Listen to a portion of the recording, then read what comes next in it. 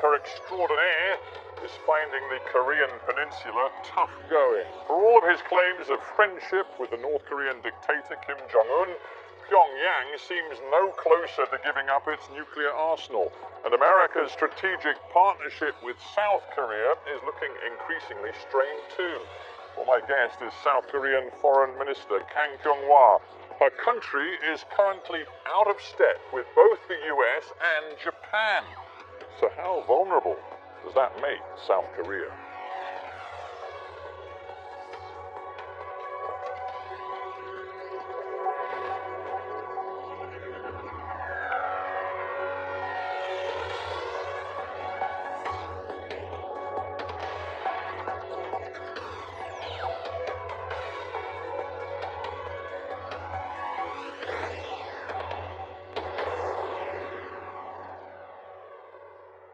Foreign Minister Kang Kyung-hwa in Beijing. Welcome to Hardtalk.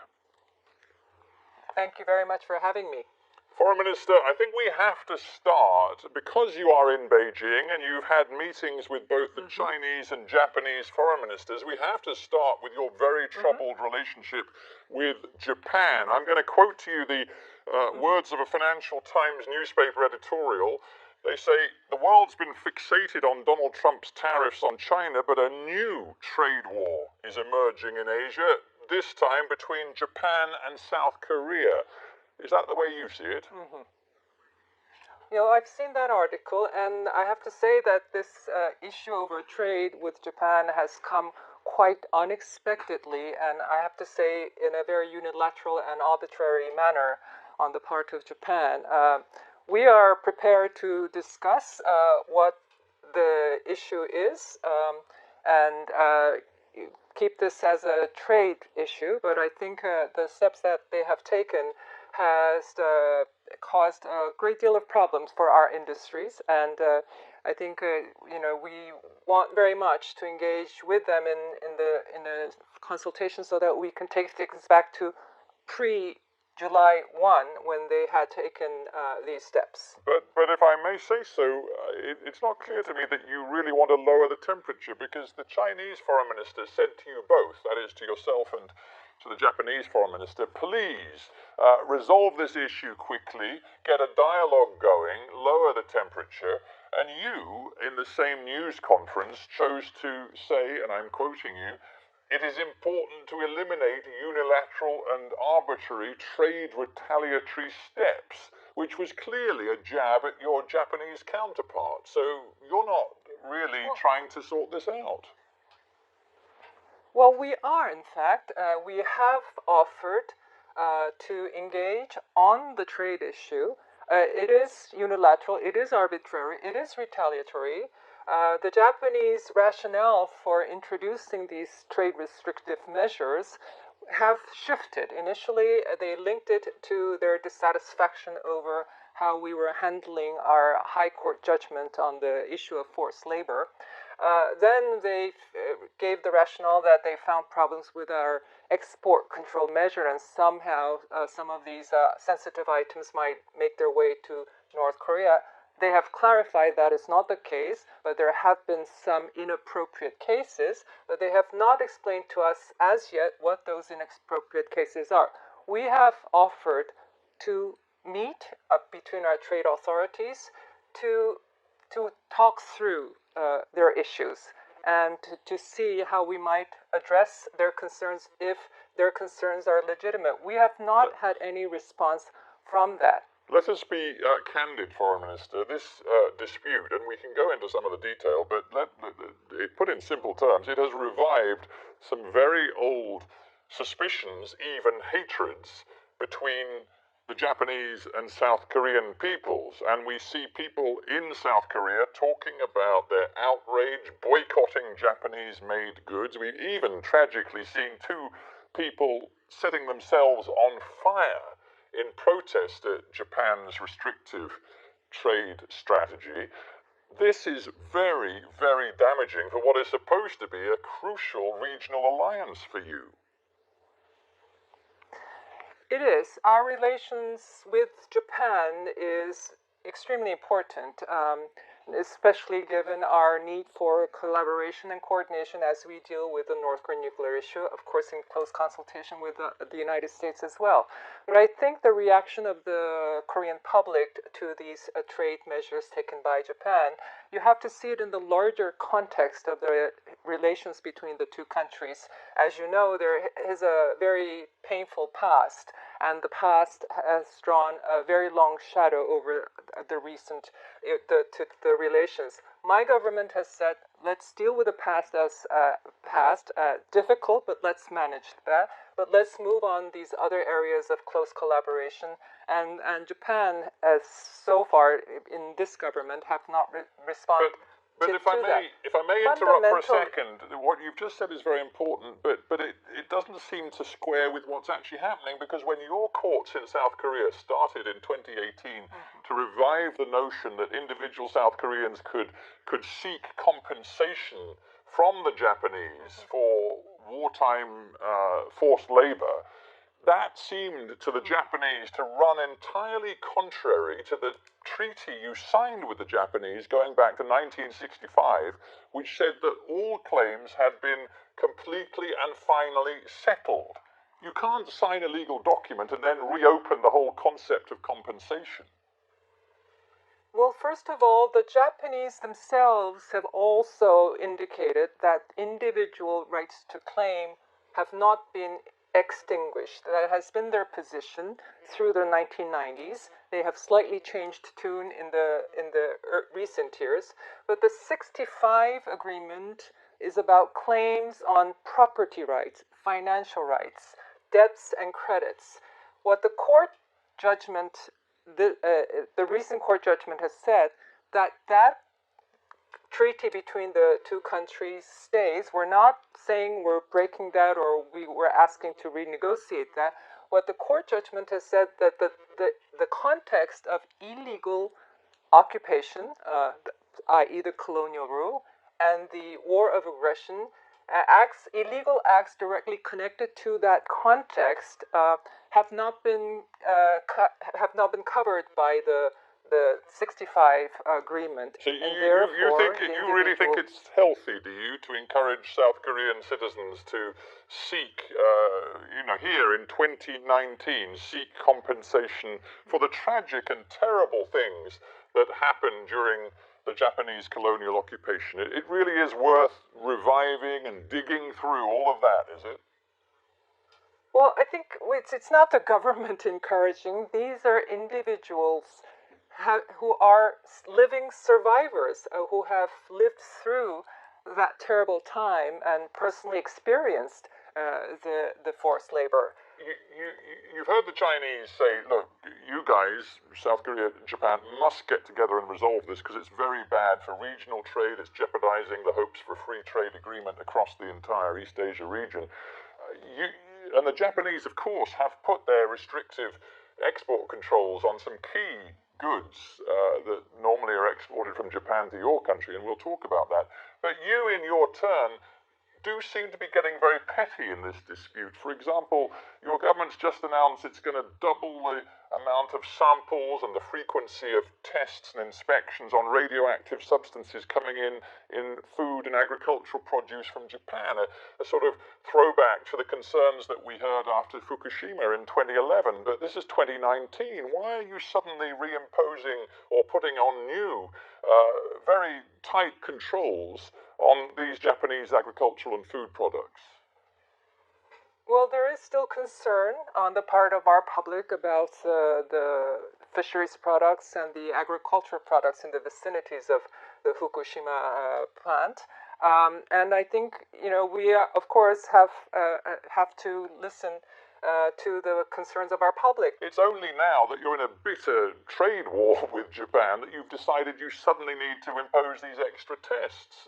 You could have imposed them years ago, but you didn't. It doesn't look good. No, I think, however it looks, I think we do our policy reviews and take steps in accordance with our concern for the perception, the public concern for their safety and health.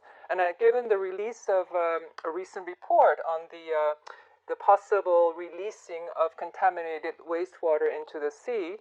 We have asked Japan for explanation about this. I think we will continue to engage them on this issue, but that has raised a lot of concern on our public. And therefore, I think it's the government's legitimate response. Just a couple more quick ones on Japan before we get to the whole Korea Peninsula strategic issue. Just, if I may, on Japan, are you now saying to the Japanese that not only economic ties, but security, intelligence, and strategic partnership ties are at stake? We want to minimize the issues. And I think given the Japanese rationale now that the trade control issues are really technical issues on the part of their export industries, we are saying, okay, fine, let's discuss it at that level and work through the technical issues. We've not had any response from the Japanese on that. Obviously, evidently, it is tied to their displeasure over our court judgment. This is the judgment of our highest court. We absolutely have to abide by that. No self-respecting democracy in a democracy that abides by the rule of law and the independence of the court would do otherwise. So that is the situation in my country. The Japanese position is that everything was settled by the 65, and so we are trying to find a way forward that helps us to resolve this issue, and we have thought through very seriously on all the options. We have offered a way that has not been even seriously considered by Japan. So Minister, remain committed to open discussion and consultations. Right. So, Minister, on all of these issues. Where does this end then? Because if one looks at the economic battle that's playing out right now, to be honest, Japan is a bigger, more powerful economy than yours. You depend on some key strategic tech components and materials for your biggest companies like Samsung that come, that come from Japan. So, frankly, outsiders would think that Japan holds more of the cards here than you do, particularly as your export businesses right now are suffering already, and this is going to hit them hard. The South Korean economy looks vulnerable. You look vulnerable in this battle with Japan. Exactly. I think we depend on Japan. Our trade with Japan has always been in the minus for us, and it is just of all the export items that we get from Japan, it has been those three critical items that are critical to our semiconductor industry that they put a restriction on.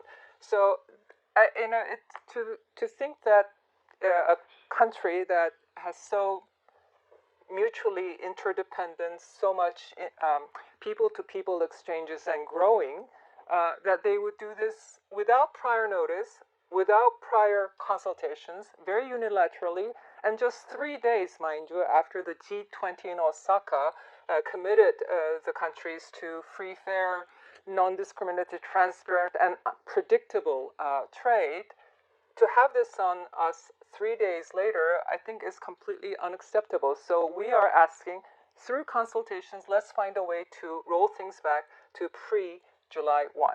You sound very angry. We are. I think we are. There's the blatant sense of injustice because I think Japan has not fully come to terms with the past. And so that has meant that the people, the living survivors in particular, who have lived through those difficult days, has a deep-seated sense of injustice, that they have not been given their due claims about the harms done to them. But to have then this unilateral... If I may, let me stop you there, because your position on the sour relationship with Japan has become very clear in this interview, but there is something else very important I need to talk to you about, and that is the strategic and diplomatic position of your government with regard to North Korea, and in particular Donald Trump's continued effort to make what he has always described as the big grand deal of denuclearizing North Korea.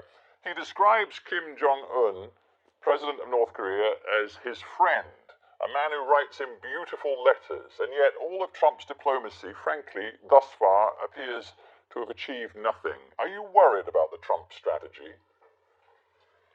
Well, I think we're in a bit of a lull. I think the lack of an agreement in Hanoi has been disappointing, and the North Koreans have not been ready or prepared to come back to the negotiating table.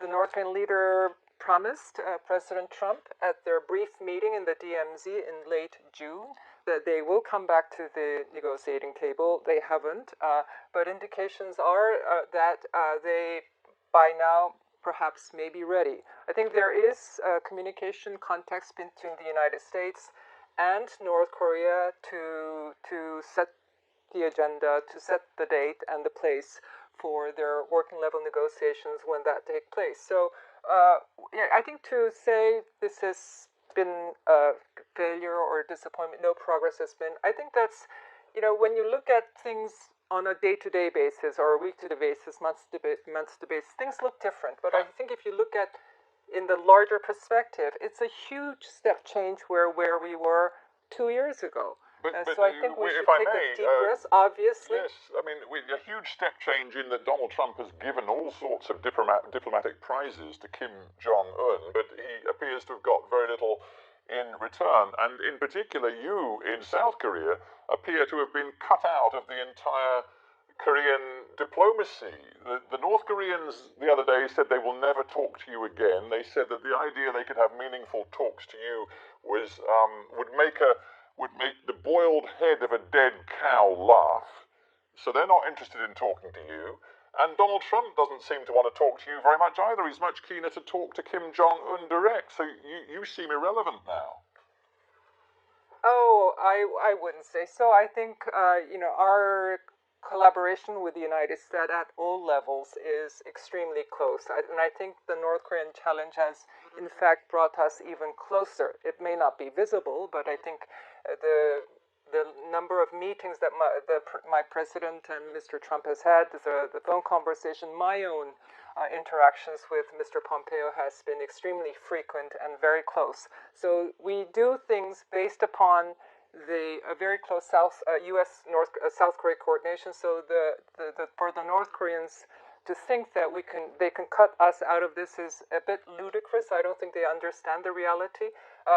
We also know that North Korea's diplomatic behavior is very unique, to put it mildly, and some of it is quite unacceptable given diplomatic But surely the point is this: Kim norms. Jong-un. Sorry to interrupt again. It's a difficult line, but Kim Jong-un has Donald Trump precisely where he wants him. He doesn't need South Korea coming in and complicating that relationship. So the North Korean message to you guys is quite simple: unless you're prepared to ease economic sanctions and offer economic assistance to North Korea, and unless you're prepared to end your strategic military partnership with the United States, North Korea has no interest in talking to Seoul. So, over to you. Are you prepared to consider North Korea's requests of you?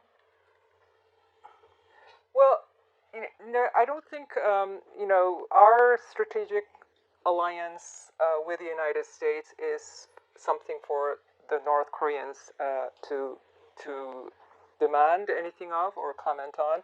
We are absolutely confident about the strength of the alliance and the strength of the day-to-day coordination.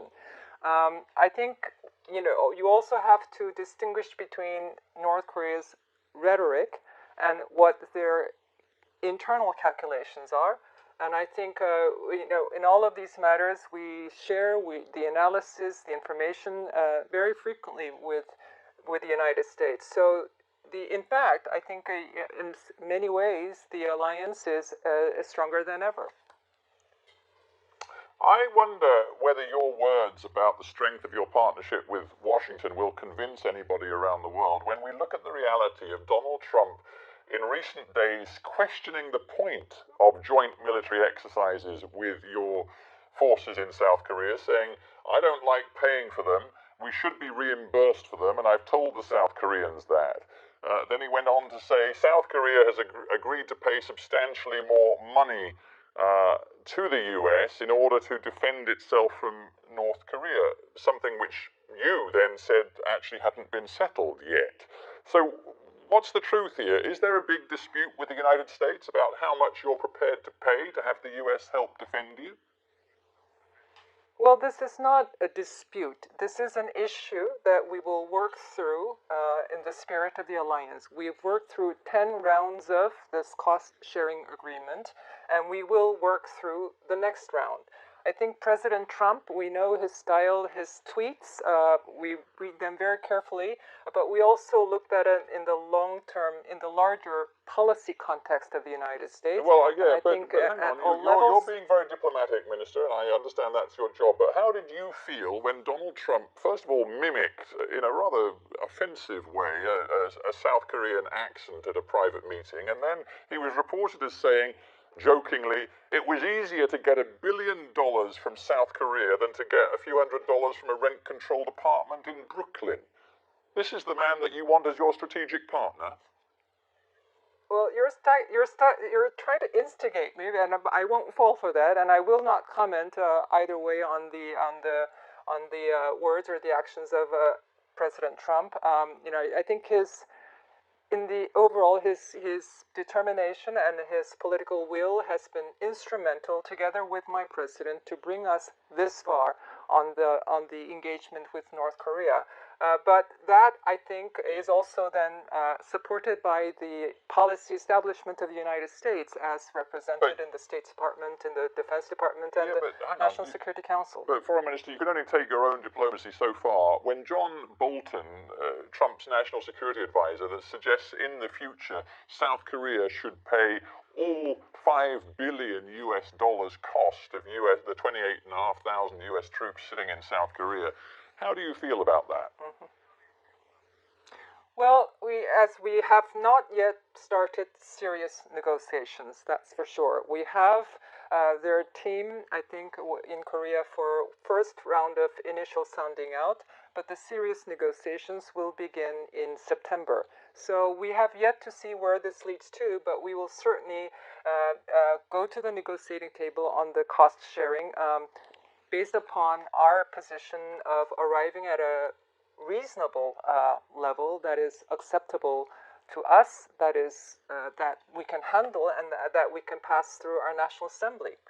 Foreign Minister, we're almost out of time. Can you ever remember a time in the recent past when South Korea looked more economically and politically vulnerable? We've talked about the impact of the trade dispute with Japan on your economy, but frankly, strategically, you're in dispute with Japan. The North Koreans won't talk to you. Your relationship with Trump is, shall we say, troubled, to say the least. You've got China and Russia, which have ambitions in your region which don't necessarily match yours. South Korea is in a lot of trouble. Well, we have lots of challenges, but I wouldn't call our relations with the United States troubled. I think we have our disagreements, all relationships do, but we are an alliance of 65 years, and we have been able to work through difficult issues in the past in the spirit of the alliance. We have our challenges with Japan, we have our issues with China and Russia, but one fundamental goal we share is that the Korean Peninsula must be wholly denuclearized, and that we must find lasting peace on the Korean Peninsula. So we very much have that goal in our eyesight and deal with the daily challenges as they come. Foreign Minister Kang Kyung-hwa, I thank you very much indeed for joining me from Beijing. Thank you for having me.